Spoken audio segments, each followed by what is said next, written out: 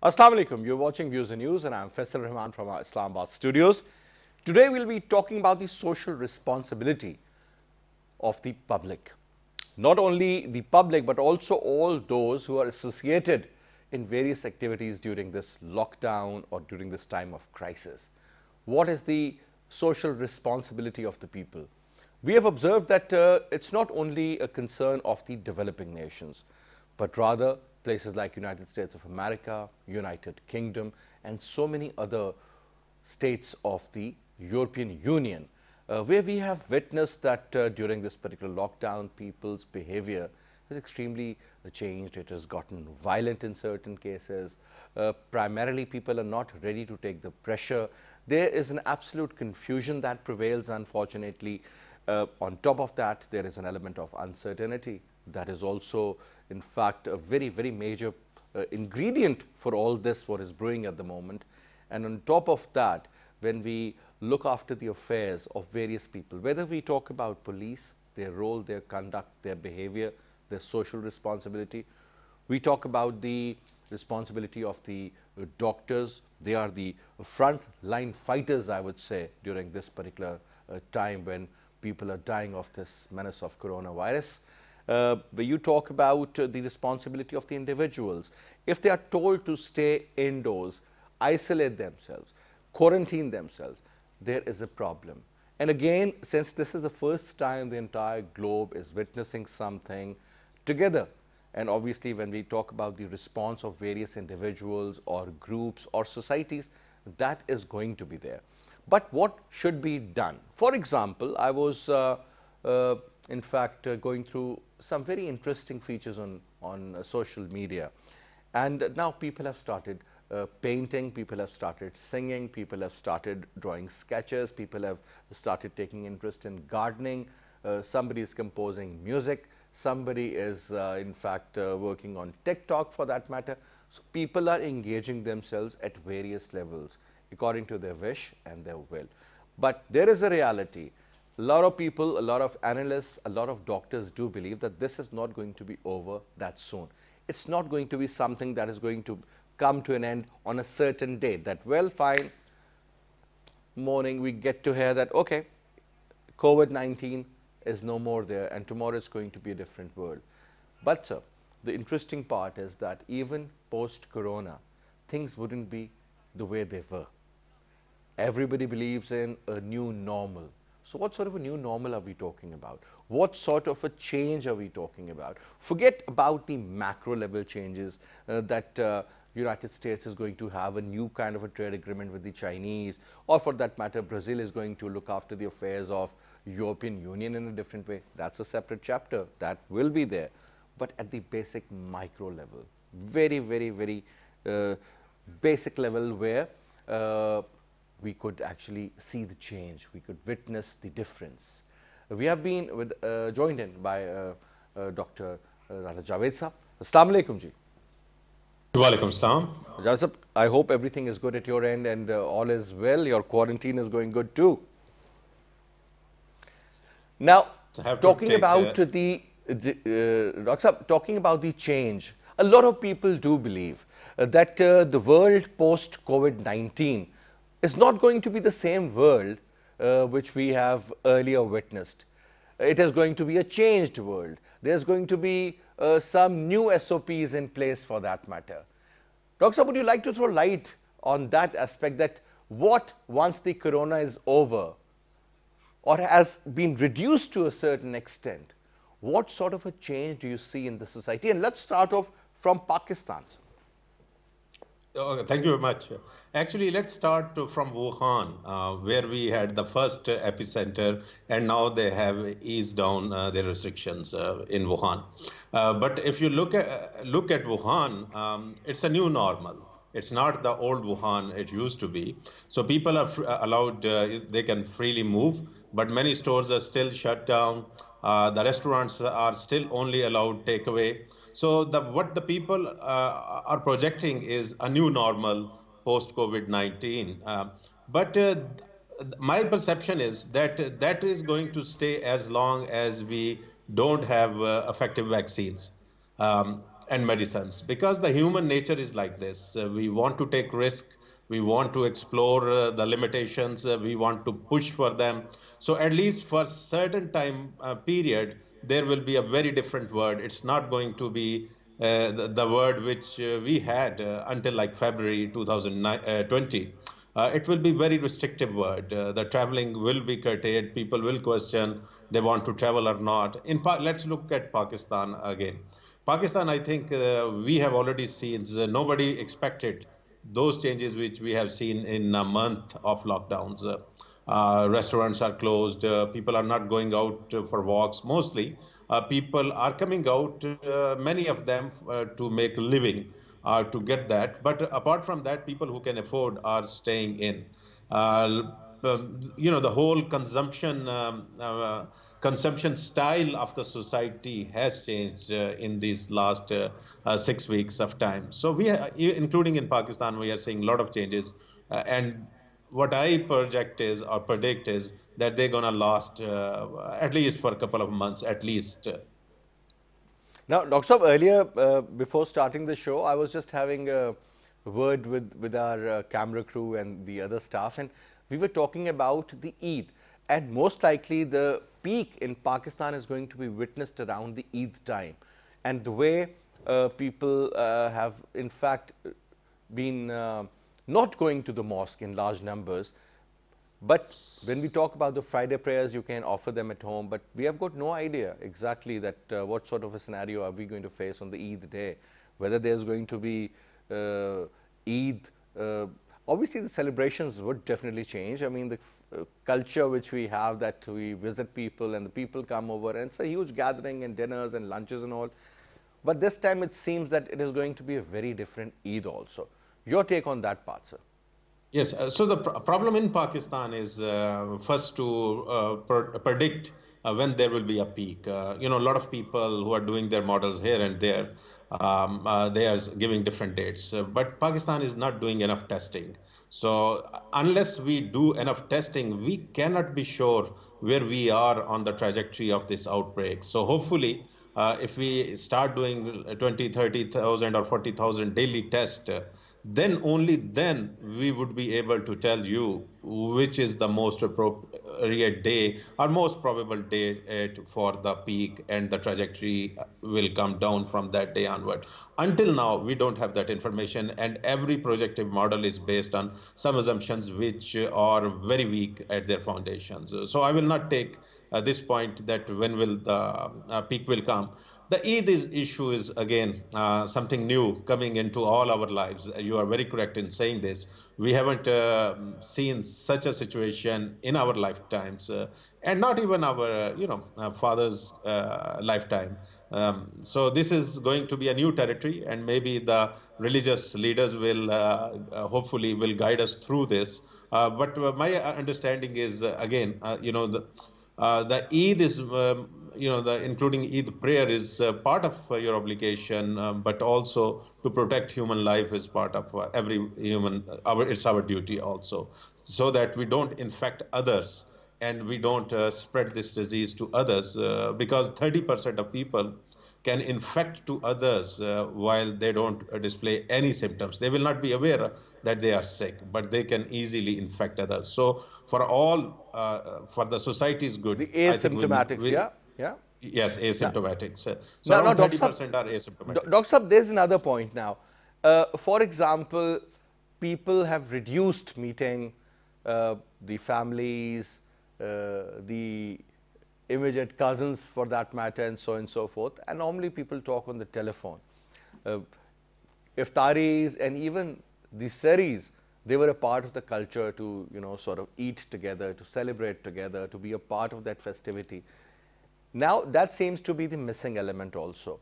But at the same time, if you look at the social media, you will see that you can tell by looking at the status or otherwise about the statements that the difference, the social behavior, the changes, they are very obvious now. Now, a lot of people believe that at some stage, at a very, very basic level, a lot of people might need some sort of a psychiatric help. Unfortunately, the word psychiatry or mental health is not associated in a positive way, as we all know. So let's talk about that, Dr. Saab. Yes, and actually, let's first talk about all the collective iftaris and interactions. Actually, I'm a bit elder than you, and I can tell you from my childhood, we didn't have these grand iftar parties ever. The only tradition was that whenever ever I used to be staying with my relatives who were living in a inner city, the traditions were that the only the household members will have a simple iftar ready before the prayer or azan comes, but they will prepare two or three plates for the poor people who are living in their mohallas. And as a kid, it was our job that before we distribute food in our household, the kids will go out and make sure that those poor people living in the same mohallas get their iftari first. These grand iftar parties are a recent phenomena, and these grand, seher, that's a totally just like I think 20 years old phenomena. So I think that's a good thing that our society is getting in a reset mode, and hopefully once we get out of the COVID, we need to question many of activities which we were doing before COVID-19. The mental health issue you have raised very important, and alone you are the stress you have of the pandemics make you more vulnerable to depression. And in the beginning, you may have noticed that if you have isolated yourself into the house, or your friend has isolated himself in the house, that's a lot of pressure, mental pressure. And then news every morning, people are watching or reading news, the last thing they do before going to bed. And first thing they do when they get out of the bed. So instead of looking at the Facebook funny post or WhatsApp funny post, now many people go to the websites to figure it out how many more people have died in last 24 hours. So these are actually quite stressful, and people who are vulnerable uh, could be, could be in a much bigger problem. So And we this as is a not going to be society. limited to a month or two. Maybe when you talk about the new uh, normal or the change that we might be witnessing after a month or two, maybe, that is also going to be pretty important. But Dr. Saab, if you allow me, we've also been joined in by Dr. Nazir Mahmood Saab, senior writer, senior columnist, senior journalist. Dr. Nazir, Assalamu alaikum. Walaikum salam, Janaab. Dr. Saab, thank you very much for taking out the time and talking to PTV World. Now, let's talk about the fallout factor of this COVID-19. So we have had enough talk shows on the economic side. We have had enough talk shows on the precautionary measures we need to take. For that matter, what needs to be done, what not needs to be done. But now we're talking about the post-COVID-19, the scenario. Let's paint that picture to us. Dr. Nazir, what do you see happening after 6 weeks or maybe 8 weeks? Well, though it is still a bit premature what trajectory it will take, there might be two options, and there are already two schools of thought. One is saying that, it is just the beginning, and it may follow the trajectory that Europe and North America has followed.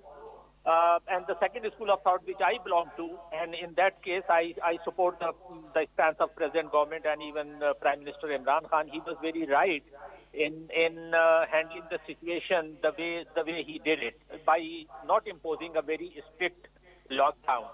Though even the doctors have come out, they have addressed press conferences, and they have been urging that the lockdown should be very strict. But the government's position was that it is not possible, and I agree with that position, because around the world, only countries and China has been able to do that. In a country like Pakistan, it is not going to work, number one. And number two, I think, the statistics show that tropical countries like Pakistan, India, Bangladesh, the numbers show that the latest number is around 230,000 total deaths around the world. And out of those 230,000 deaths around the world, only 15,000 or 17,000 have happened in Asia. And out of those 18,000 also, 15,000 deaths were in colder countries like China, Korea, Iran, and Turkey. So in South Asia, the situation has been much better. This is not only in Pakistan. So I think that the coming days, the scenario that you are asking me to portray, I think that the scenario will be much better than it happened in Europe and North America. So I can foresee, maybe I am wrong, after a month, right now I can foresee that, after Ramzan, probably things will gradually get to normal, and people have already started coming out, and people, though they will be taking care, they should be taking care, like, maintaining social distances and wearing masks. So in that situation, unless we get a cure for this, and gradually life comes back to normal, the most important lesson that we should be learning is that the social distancing should continue probably for the remainder of this year unless we get a vaccine to this. Social distancing, number one, wearing masks, not gathering in public gathering, just like you were mentioning, that having huge parties, not only for iftar, but even after iftar, we have been very lavish in spending extravagantly in marriage parties, because normally, as we know, after Eid, there are marriage season, so to say, after Eid. So when the marriage season comes, people gather in huge numbers.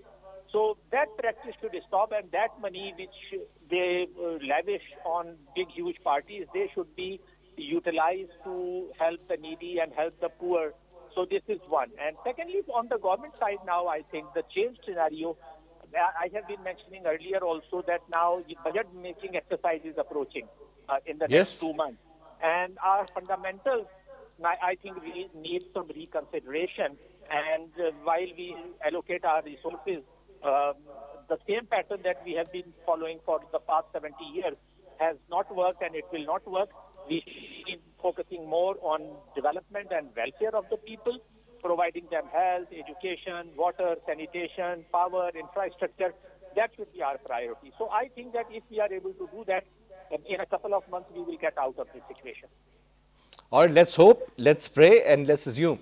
Now, another point, Dr. Nazir, is about the changes. I mean, you mentioned that maybe if it goes on for another year, I believe the mask, the hand sanitizer, this is going to be a part of their, or rather part of our lives on daily basis. Because I've seen Chinese wearing masks, I mean, even without any reason, because there is a lot of pollution in Beijing. So a lot of Chinese who must have witnessed are wearing masks. Mask is a regular, I would say, feature in their life. Hand sanitizer will become, now people are very careful when they go to the ATM machines, or for that matter, whenever I sit on this table, I make sure that it's clean, hands are clean, washing has become, or rather extensive regular washing has become normal. So these things are changing. Talking about the airline industry and travel, sir, and obviously tourism is associated with that. Nazir Saab, do you believe that this is going to also take a lot of time in all those countries, primarily depending on tourism? Now, oil is a different chapter altogether, oil. We can talk about that some other day. But this tourism culture, sir, this is going to get affected very badly, and we will see a lot of changes there as well, sir. Well, there are two parts of your question. First, I will address the first one where you said that, probably in the new normal, we will have mask wearing and sanitizers. Yes, that's true. But talking about Pakistan, for common people, I think wearing masks is much easier and affordable, and most of the people should be doing it, and the government should be distributing free masks also. But as far as sanitizer is concerned, I think that for people like you and me, it is easier to use. But for majority of people in Pakistan, sanitizer is a luxury. So rather than that, we should be encouraging them to wash their hands with soap more frequently.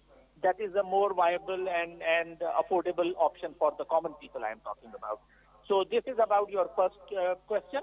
Regarding the second question about travel and hotel industry and tourism, well, there is a positive aspect of this also, as we have seen lately in the past couple of months.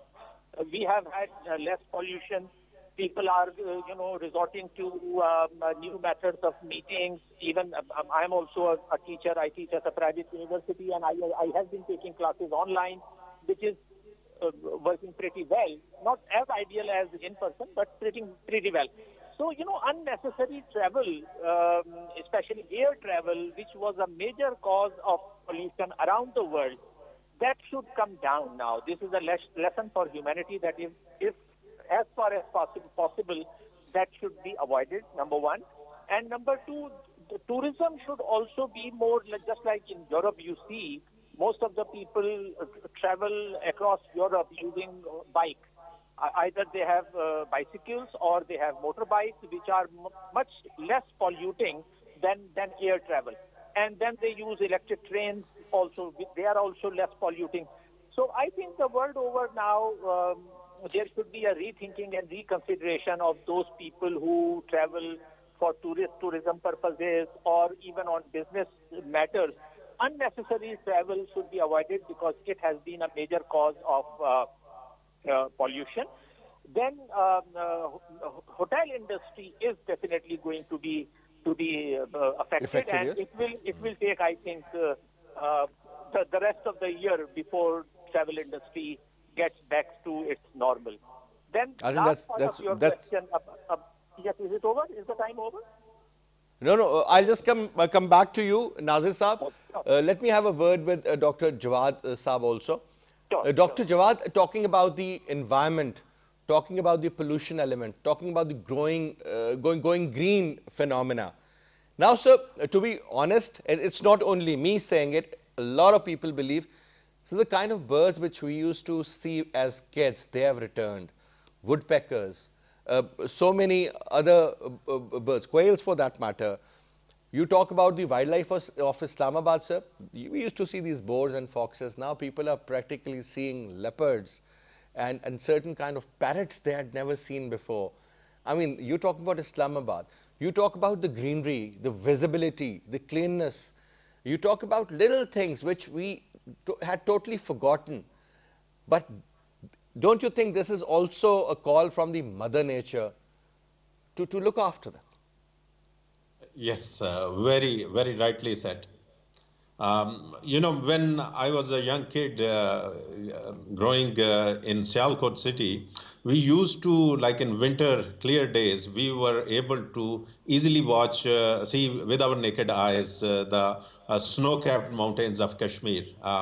Then many years in between, we were not able to see them. And now my friends from Sialkot city are telling me that they can again able to see the Kashmir snow-capped mountains from Sialkot city. So things are improved. Like just 15 minutes ago, in my backyard in Islamabad, I saw a new bird, and I told my father, come here, see a totally new bird, which we are now again starting to see.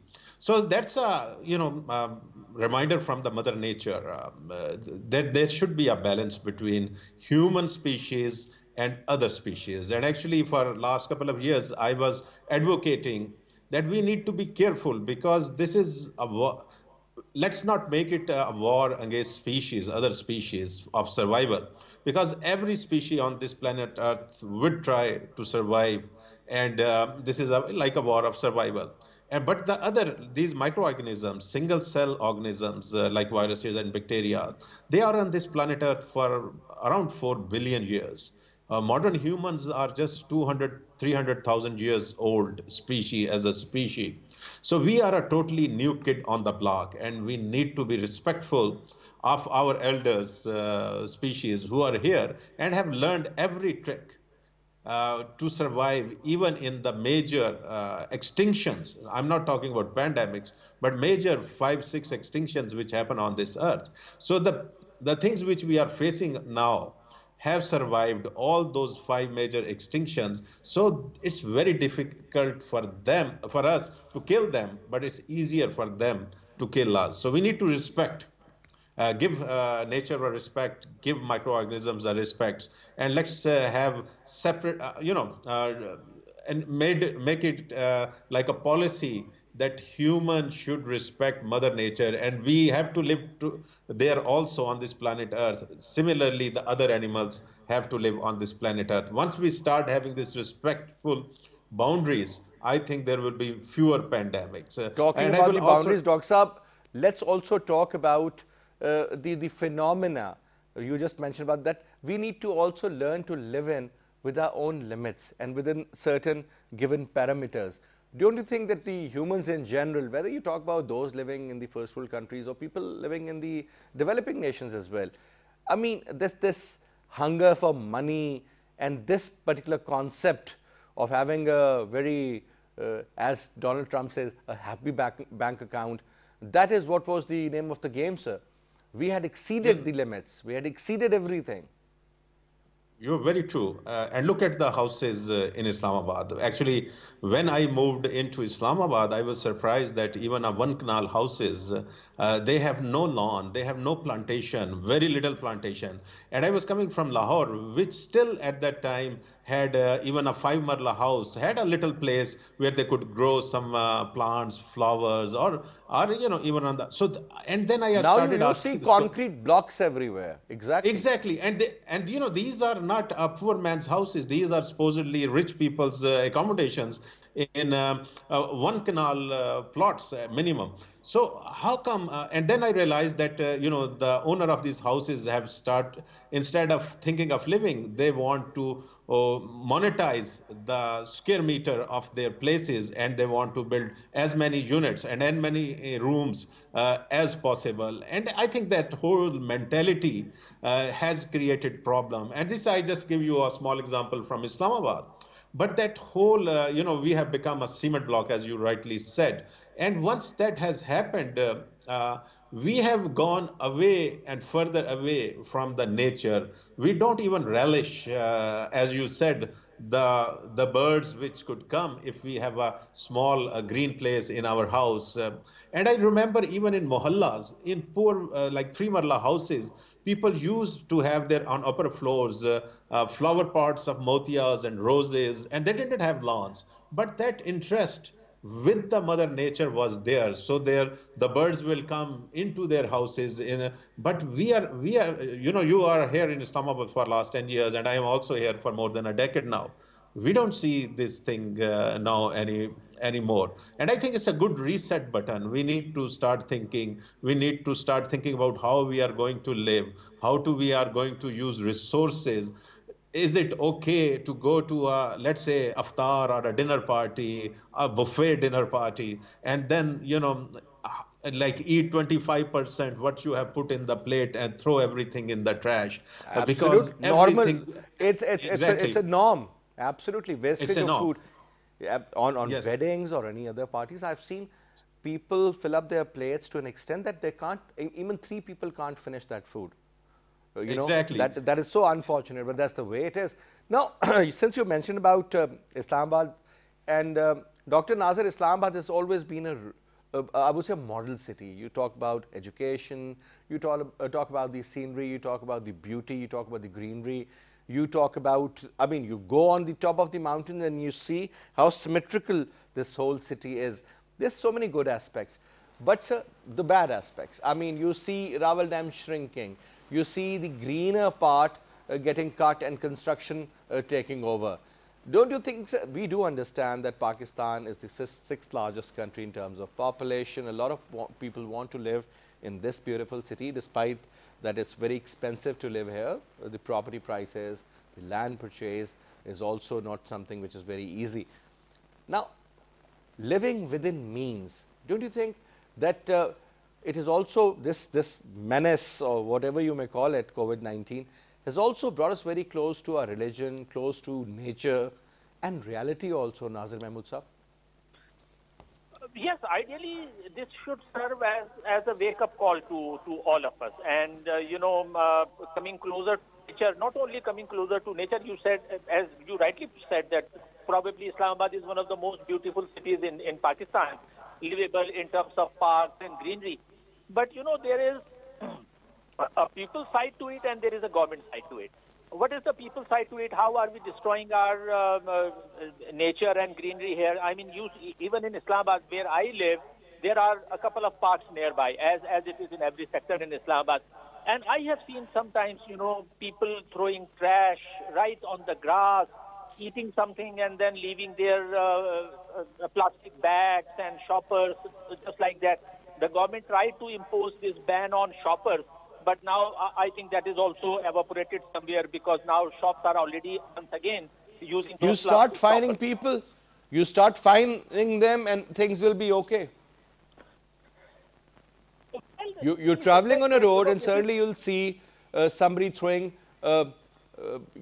anything. It could be a juice pack, it could be a regular sort of a bag or something, people just eat and throw it out. Or maybe, somebody has finished eating a banana and they will throw it out. And this is a regular scene. Education. Yesterday, I was reading a very interesting article. I would like to share the content with you. And that was about Japan. That it's what sort of an education do we need? That A for apple, B for ball, good enough.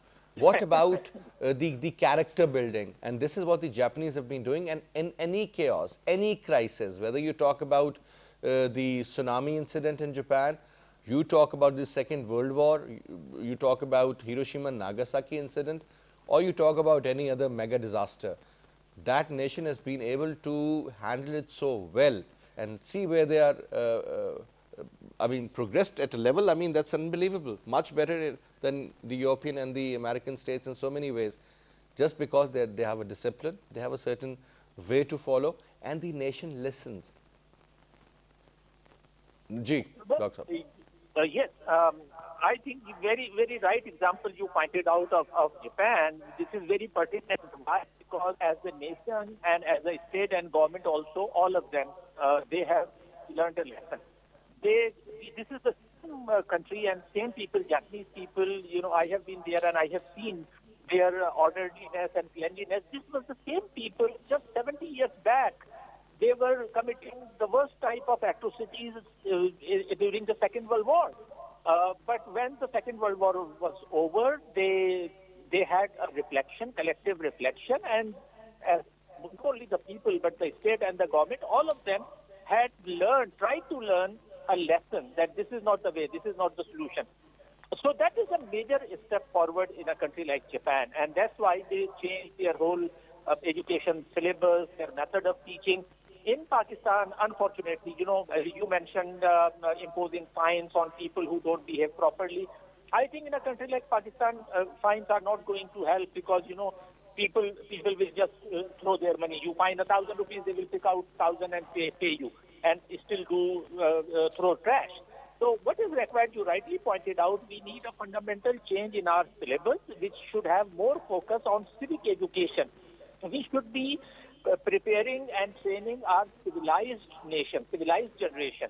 What we have been doing, though religious education is part of our education, and we are increasing that also, but the focus in religious education should also not be on recitation alone. It should be understanding how to be a good human being first, So it has nothing to do much with whether you are following Shinto religion or Islam or Hinduism. It is essentially humanity, So we should be nurturing good human beings with high level of civic responsibility.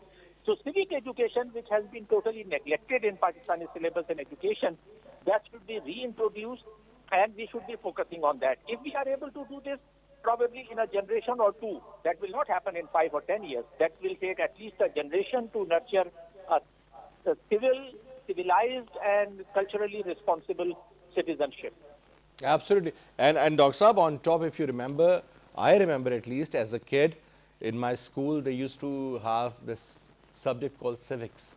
Yes. And primarily that was an alternate for Islamiyat for those students who were not Muslims. So I'm just giving you an example that there were such brilliant subjects even then. But now I don't know what sort of a syllabus the kids are following. Somebody's following the British, somebody's following the Oxford American or whatever. But what I'm saying is that even in our general Pakistani standard of education, a lot of missing links are there. Now, getting back to you, Dr. Rana Jawad Saab, there is this concept which is very important. Most of these MBA students, they do study the subject of economics, marketing, and so many others. In economics, the basic equation is about the demand and the supply, and that determines everything. And then there is a long theory, millions of PhDs on that.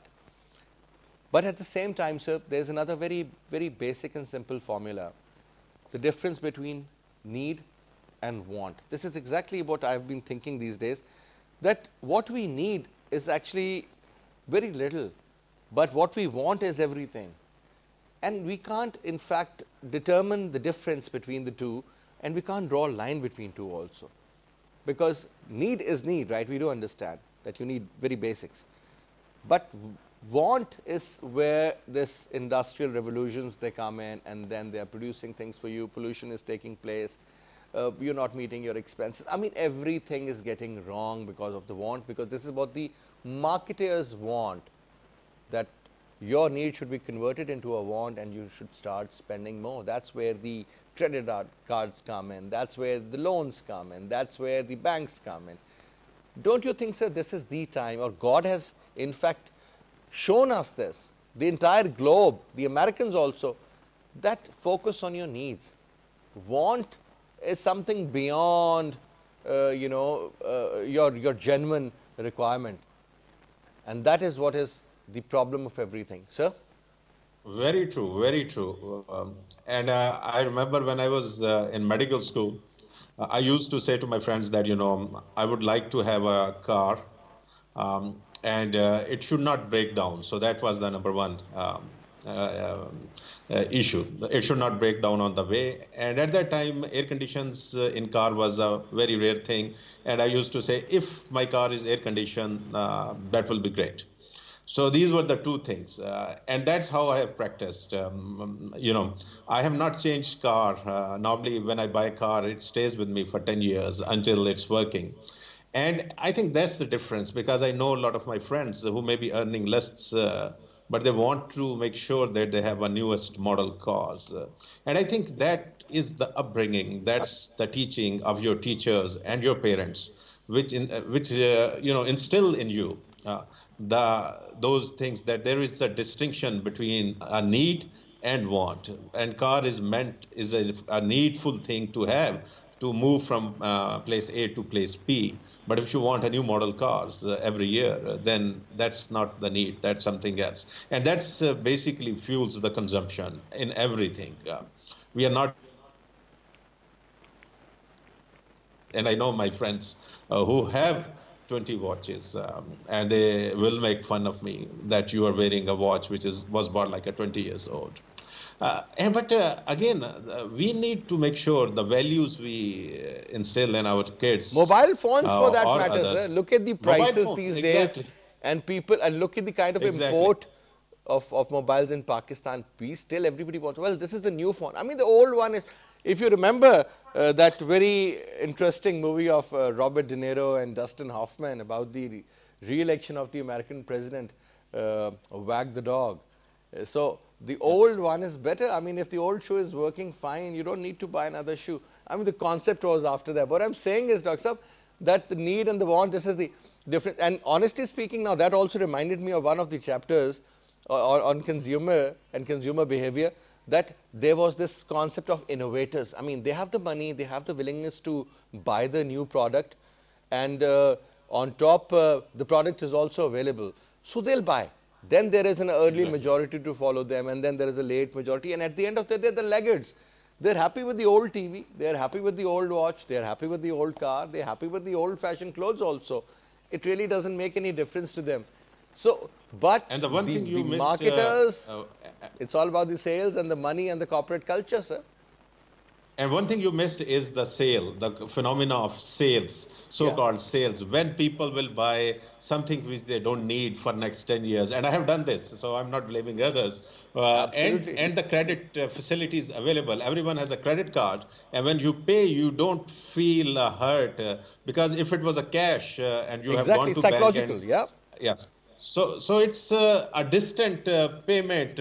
So you can buy this thing because it's 50% on a discount, but you don't question yourself. You don't need this thing, even with a 50% discount. And that's a whole marketing has evolved in such a major science. And that basically is putting strain on for resources, more resources, both at the community level, both at the personal level, community level, and at the environmental level, because you need to have a new phone, and where the old phone will go, you need a dumpster, and where it will be.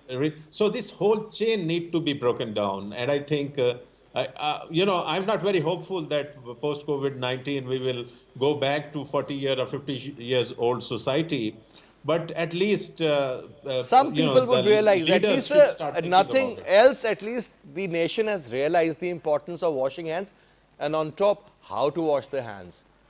So this Yes, is something very but I important. Kids are also also cleaning themselves, cleaning their hands also. And Dr. Sahab, I think this is also going to result in a lot of reduction in other, like waterborne diseases for that matter, or other diseases too. So this is that's something true. good which we have learned. That's true, but I also, even something doing in extreme level, even if it's a good, sometimes it's not good. So now people are using hand sanitizers too much, and they are killing, the friendly organisms on The your hand. good Your bacteria. hand, yeah, the good bacteria. So we need to make sure that we come up with a balance of making sure our hands are clean, but not damage the friendly bacteria which help us in our healthy living. So we need to keep a balance of these two things. And I think that is very, very important. So let me have the last statement from Dr. Nazir. Dr. Nazir Saab, the corporate culture prevails everywhere.